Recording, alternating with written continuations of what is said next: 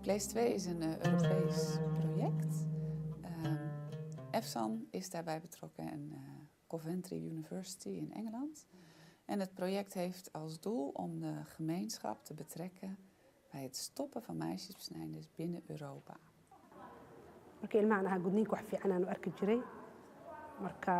waa la soo weynaado waa lay guday laakiin markaan tababarka qaatay gudniinka waxaan arkay inuu gudniinka wax fiican ahayn mataqaana isheeg uu raadna una ku lahayn xagga diinta xataa macaanta waxaan u arkaa gudniinka berigaygii hore gudniinka Soomaalida dhan way isgudaa oo yani wuxuu noo wax caadiya laakiin aan ahaan gaar ahaan markaan ka sheekeeyo waxaan la soo noolaa 9 gabdhood يعني dadka ugu badan ee ololeeya inaan ahaaday ahayd gudniinka u shaqeeya laakiin haddana berigi hore sida madaxaygu ma gelin jirin sidaan imika u geliyay dad waxa la soo noolaa 9 gabdhood 9 gabdhoodba mid iyo nooc u gudan yihiin oo mid iyo rafaad qabaan hawsi kala dardaraadaan mayana gabdho aan la deganaan jiray oo shaqaysataan inuu wad ogtahay gudniinkana dadka miyiga ka soo galay iyo dadka magaalada waxa u daran dadka miyiga marka ay gabdhahan soo galooti baan wala ahayn shaqaysataan ahayn guri kaliya wala ijaaranay marka waan is ognayn hoodahayna tan ku rafaadaysatan ku dhibaatoon waan is ogeyn hatta waxa ku jirta gabadh la yiri kaliba ku madoobaatay waa ina kali laga saaro laakiin kalima ay ahayn waxa ahayd dhiig u fadhiistay markii dambe dhakhtar badan bay bedeshay marka waa la soo ogaaday inuu dhiigga sababta u yahay marka sidaa darteed anoo wax badan soo arkay hatta waan hadda ka horna waan ka sheekeeyay gabadh hadda geed hoosti ku dhashay oo ku rafaaday waan soo arkay laakiin madaxayga ma gelin jirin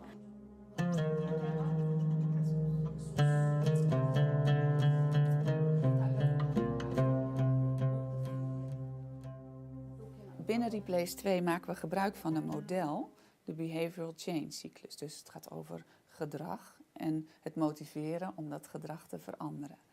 In het eerste element gaan we op zoek naar iemand binnen de gemeenschap die al gemotiveerd is. Dus die, als het gaat over meisjesbesnijdenis, bereid is om te spreken over meisjesbesnijdenis met andere mensen om deze traditie te stoppen. We hebben 1 persoon gevonden die al getraind is en gemotiveerd om meisjesbesnijdenis als onderwerp te bespreken. En zij heeft 13 vrouwen in haar omgeving gevonden die bereid zijn om getraind te worden. Wallahi haddaan dib u fiirsho markii haddii aan yarayna oo waddankeena joognayna weji gooniyay lahayd markii aan dibadda soo aadnana weji gooniyay lahayd markii aan aad u yarayno annagaba nala gudaayay waxay ahayd nolosheena wax ka mid ah annaga lafteenaaba waxay ahayd dhaqankeena iyo wax uun adiga aan moodayn inay ummadoo dhanba saas ay ku dhaqantay nala ahayd waagii aan xoogaa weynaanoon shaqaale dawlad noqdoon weli waddanka joogo ayaan ogaaday inay dawladdii waagaas jirtay ay arrimaha gudniinka markaas fircooniga ayay la diriri jireen markaas arrinta gudniinka fircooniga ay ahayd annaga nafteena howlwadeennada xisbigaan ka mid ahay waa ka doodi jirnay waa ka hadli jirnay waa ka soo horjeednay hase ahaatee markaan dibadda u soo baxnay ayaa waxaan ogaanay haddana shirki ugu horreysay waa xasuustaa ee aan ifsan ay noo qaban qaabisay waxay ahayd intaanan weliba islootal barsoonka noqon arrin aad adiga laftaada waday waxaan dareennay inay waddamadan dibaddaba ayna inta badanba shaqo ku leeyahan gaal iyo muslimba allah ka dhigay oo in kooban ay yihiin waddamada sameeyo oo Afrika markaas u badnayd arrimahaas markaan ogaadayna runtii dareenkaygii wax badan ka bedeshay waayo waxaan ogaaday wax jaahilnimo ay salkeedu yahay inay tahay oo haddii aqoon la helo laga bixi karo maalintaas wixii ka dambeeyana runtii waa u sii indho dheeraaday markaan noqday slowtal barsoonka 2004 wixii ka dambeeyana ilaa iyo haddana saad ka warqabto waa juhdi badan aan geliyaa qof shakhsi ahaan iyo urur ahaan iyo maxaa dhihi jiray hooyo ahaanba waana arrin runtii aad u foolxun intii aan la diriri karnana aan rabnay. Element 2 vraagt eigenlijk van die persoon om mensen om zich heen te verzamelen die ook graag getraind willen worden, zodat zij gemotiveerd zijn om over meisjesbesnijdenis te praten met de mensen om hen heen. waqtigaan soo galay maaragtay inaan noqdo warbixin bixiye waxay ahayd 2004 runtii 2004 waxaan u haystay waxaan ahaa qoftee maran oo kale oo balbal waxaan sida wax loo sheegi doono waxyaabo badan baa madaxayga waagii ka guurayay oo ahaa marka maxaa kala kulanta waagaas maadaama ay arrin taabuuya ay ahayd وآد علس معناها محاك كلا كلنتي dadkii Soomaalida ahay for laqtanka sidee bay ku arkeen waxay ii arkayeen runtii qof maaragtay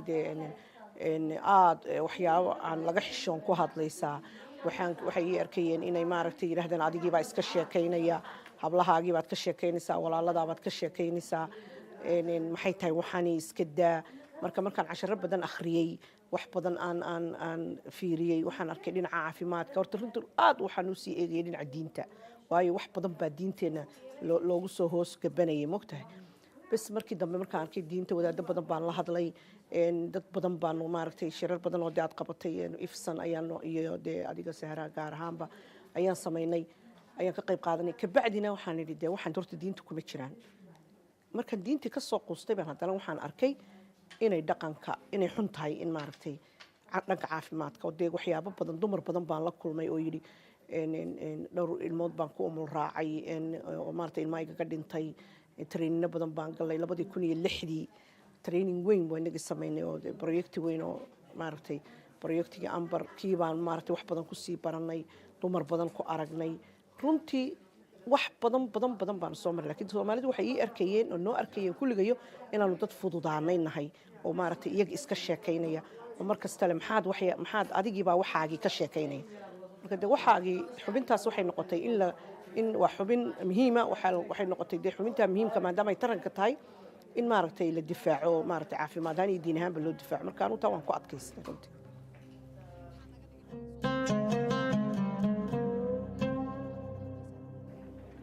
wallaahi waxay ku salaynayaan kolley dhaqan waxaan u maleynayaa diin dad badan oo waxaa jira xataa diinta xaggeeda aaminsanoo oo sunno inay aaminsan iyo wax saasa laakiin waxaan u malaynayaa inay xagga dhaqanka uun iyo aniga hooyada iyo waalidkay waxay soo maroo dhaqankii ka tegi maayo laakiin dowladda Netherland sharciyo badan bay ka soo saartay marka waxaa fiican in maaragtay aan marnaba kama soo hadhayso in wacyigelin la sameeyo wacyigelintu waa muhiim waxaway gabadhaas waxaa laga yaabaa inay ku dhegantahay wacyigelin weli arag laakiin markay sidan oo kale gabdhaha ugu timaado oo sharcigii loo sheego oo caafimaadkii looga sheekeeyo oo diintii looga sheekeeyo inay xogaa maskaxdeeda siyar bedesho marka wacyigelintu waa muhiim guri ilaa guri la isku yimaado qoftii maaragtay aan soo bixin ama ilmo yar haysata ama maaragtay aan mujtamaca weli soo dhexgelin maadaama Soomaali badan ay 2 sano u dambeeyay ay Soomaali badan timid oo caruurtoodii inay gudaan rabaan oo ka yimi Soomaaliya toos uga yimaan weliga waxay heleen wax fiican in guri loogu tago wax fiican bulshada la soo dhexgeliyo wax fiican in la tuso waxaan inay caafimaadka u daran tahay. Na deze training gaan de mensen die getraind zijn naar hun gemeenschap terug en gaan met mensen uit de gemeenschap praten over het onderwerp meisjesbesnijdenis, de gezondheidsrisico's en de connectie met cultuur en religie. laakiin imika alxamdulilah training oo qaatay darteed waxyaabo badan iska kay bedelay xataa sidii aan horeen u aaminsanaa ama imika wuxuu ii noqday waayadan dambeena aan u dhigaba aanu ina dhigo gabdhaha ii yimaada gabdho badan baa ii yimaada meel xoogay waxaan deganay Soomaalida ku badan tahay waa weydiiya hoosta ka galiyahay ma lagu guday saado aragda gudi gabadh mala ma gudi doonta yaani waxyaabo badan weydiiya ani training ahaan intaan qaatay gabdhaha la kulmay imka tusaale ahaan 5 goor ayaan bimetel inaan sameeyay inaan wax house bisug la yiraahdo sameynay gabdho badan ma wareystay qaarkood markay kula kaftamaya waxay ku leeyihiin amba waa la xanuujiye gabadheeda waan xanuunina iyagoo inkastoo kaftan korunta agtiis ka yimaado laakiin haddana way ogyihiin waxay yiraahdeen wadankan waa ka mamnuuc guditaanka waa la dhaafay denba wax u qarsoonba laakiin inta la kulanay badi waxay yiraahdeen guditaanku macna wax macna ma sameeynayo laakiin wali waa la haystaa waxa dhanba in la daayaa fiican أنا أقول لك لو أضيء مقلة يا صومالي كل سيد أضيء نقدنا إمك واحد مالين سيدان أنا هانجرون إن يهين كوا حتى أقول لك هانجعل إن للديناي. Element 4 is eigenlijk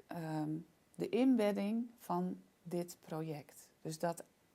jaarlijks structureel een bijeenkomst georganiseerd wordt waarin meisjesbesnijdenis een onderwerp van gesprek kan zijn. maxaa marka adiga waxaad aragtaa arintan maaragtay in waalidiinta Soomaaliyeed runtii haddaad hadda fiiridid kulligood waxaa leeyahay muxuu ahay gudniinkii baa la kala saaray oo fircooni ma rabno laakiin sunnihii baan rabnaa sidee marka arrintaas doodaas hadda socoto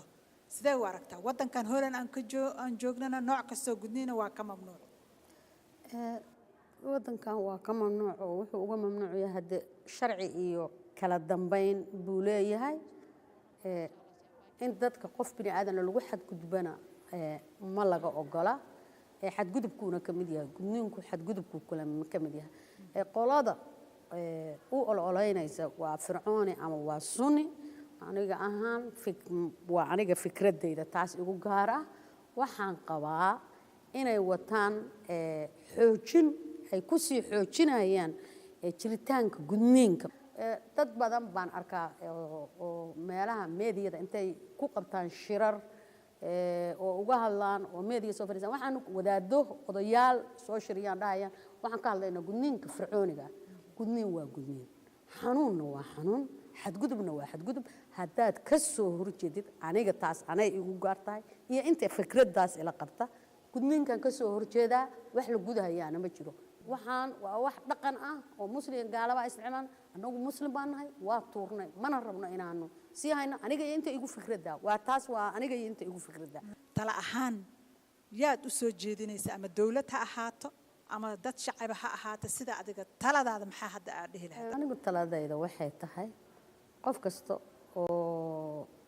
Soomaali ah ama qof kasta oo waddankiisa gudniinka lagu sameeyo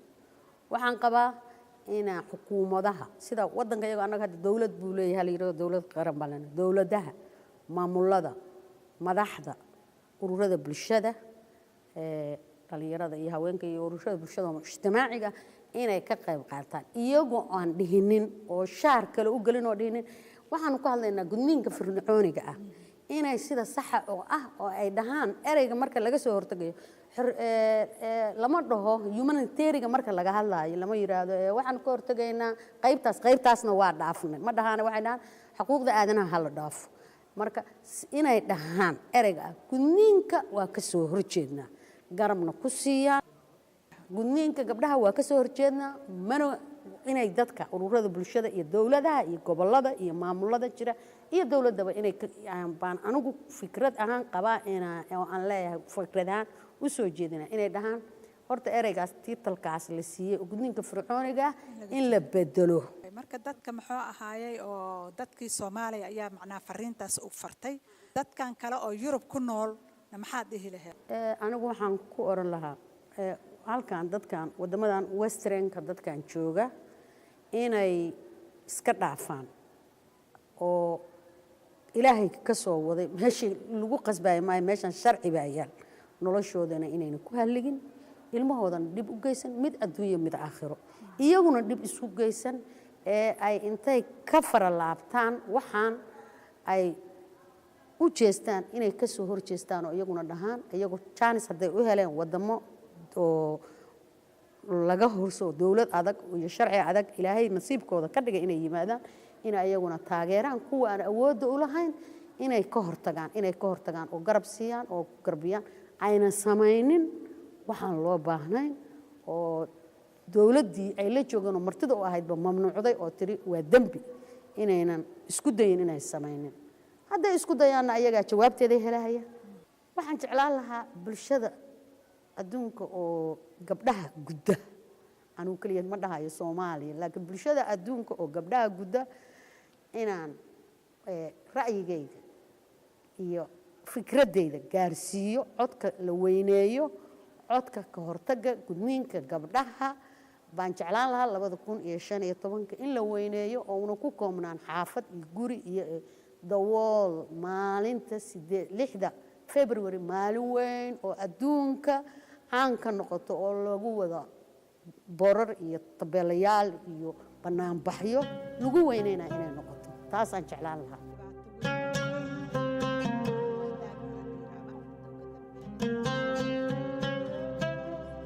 In de praktijk is gebleken mensen die zelf gemotiveerd zijn om een traditie te beëindigen heel goed de boodschap kunnen overdragen naar mensen om hen heen. Als die mensen gemotiveerd zijn tot het beëindigen van de traditie meisjesbesnijdenis, motiveren zij hun directe naasten. En zo zie je dat het als een soort olievlek zich uitbreidt.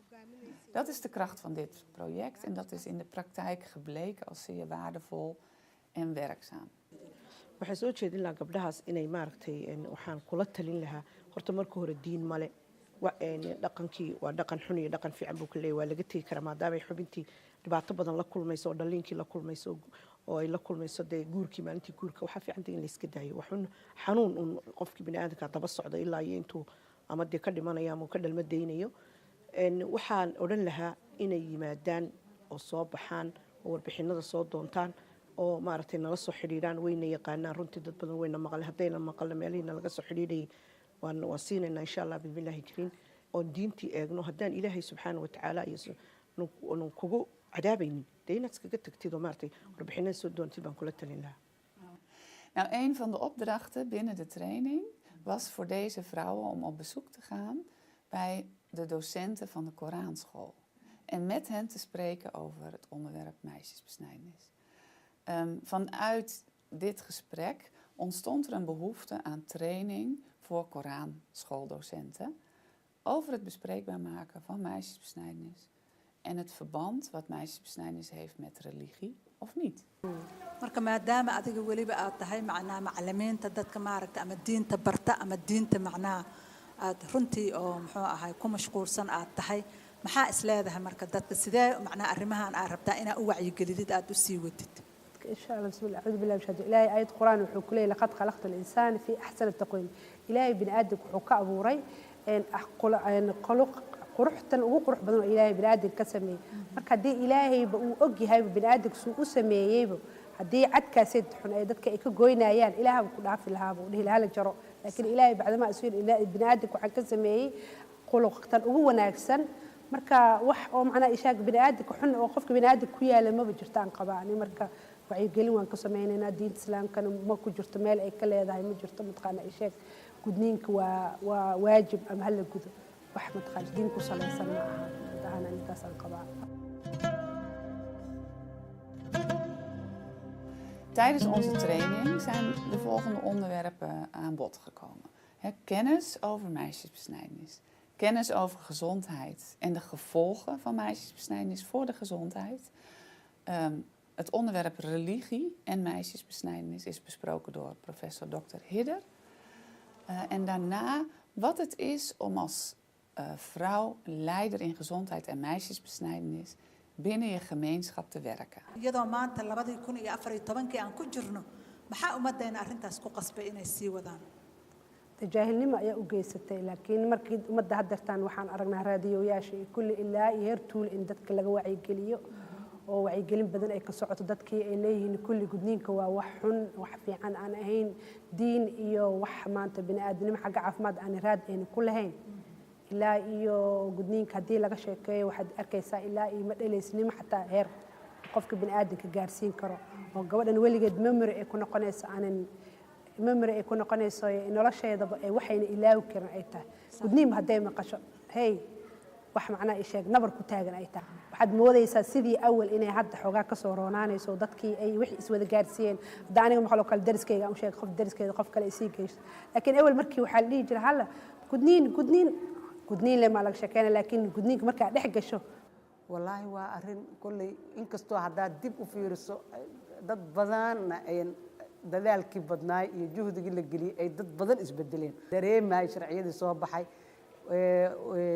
wacyigelinta la dhiibay inay runtii wax badan bedeshay haddana runtii wax badana haddana waayo waxaan waxaa waaye fahmiddii aad moodaa inay weli dadkasi uga maqan tahay aniga runtii qaladaad badanna wariyaashaan saaraya sababta aan wariyaasha u saarayaan kuu sheegaya wariyayaasha aniga markaan dowladda ka soo tago waayo dowladda sharci dejinta lagu dari karaa waa laga doodi karaa waxaa moodaa wariyaasha inay afkooda sembiri ay ku adkeeyaan wax ku kalif aniga ma aqaano gudniinka fircooniga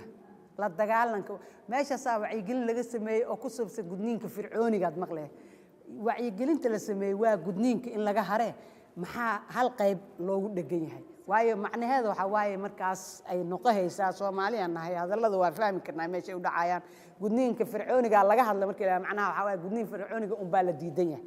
والنبي عليه الصلاة والسلام دad مسلم هانا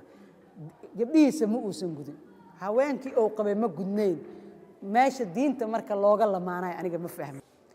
marka waxaad moodaa inay dhinacyo badan aniga wadaadada waxaananba u dhahin kaligood inaa annaga dadkeena wax bartayna aanan weli diyaar u ahayn wadaadadiina aysan diyaar u ahayn waayo mas-uulkii dowladda ka tirsanay oo isaga khudbo inta shir tago ummaddii u khudbayhaayo oo leeyahay gudniinka fircooniga kelmaddaas waxaa waaye ummadda kaasay ku dayaysaa marka ninkii lagu daya lahayba haddii uu isugu dhahayo gudniinka fircooniga ma u maleeyahay marka inay dadka kalena ay wax ka dhahay laakiin marka dhinaca kalena aan aad u dhaliilayo waa wariyaasha midaas waa Soomaaliya laakiin ayaga halkan dadkii joogan oo Yurub ku nool oo sharci yaala ayaa waxa maxuu ahay hadallada u socday ilmaha qaadaan ay wali wadaan ay soo gudaan ay Djibouti geeyaan Somaliland geeyaan Soomaaliya geeyaan sida sheegay arrimihii dadkii halkan maxaa ku qasbaya isleedahay aniga dadka halkan waxaan u maleeyahay kulli way isku xiran yihiin sahroy wadankii iyo inta isku xiran yihiin sax marka wadankii dadka inta joogo waxyaabaha awalba shalay markii gabdhaha la gudaayay ay weli wadankii ka jiraan Soomaalida inta joogto badanaa qolfoofkooda joogo qalbigooda xaqoo jira dadaa weli boorsooyinkooda u xirxiran yahay nin walba marka wuxuu isleeyahay xagga hadaa tagto shalay gabadha sababtii loo gudaayo badneedo isla ognaho in nin guursada aan la helaynin inay tahay gabar aan si fiican loo korin wixii oo dhan wuxuu isleeyahay hadhow hadaa gabartii la noqoto ama ay noqotaa gabar lagu caayo marka waxaad moodaa inay isku xiranahay marka waxaad moodaa inuu maqan yahay markaas isku xiridii wadanka iyo intii waayo anaga inta hal lugaa noo taagan dadkii marka saasaan aniga qiyaastayda markaan sii darsay hase ahaatee runtii wacyigelin badanaa la sameeyey weli dadku dhagan waa jiraan waana ka bi'i karnaa haddaan laakiin annaga runtii isu sheegno